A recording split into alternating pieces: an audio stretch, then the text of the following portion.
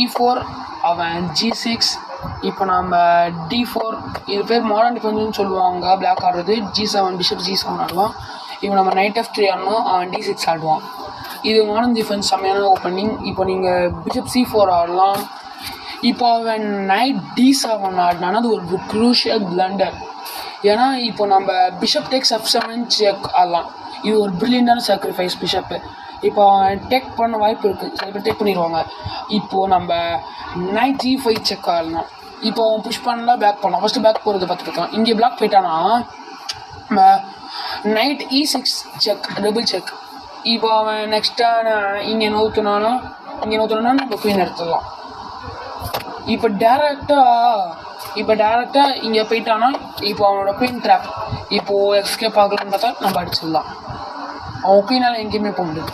இப்போ அவன் புஷ் பண்ணிட்டானா குயின் F3 செக் மேட்.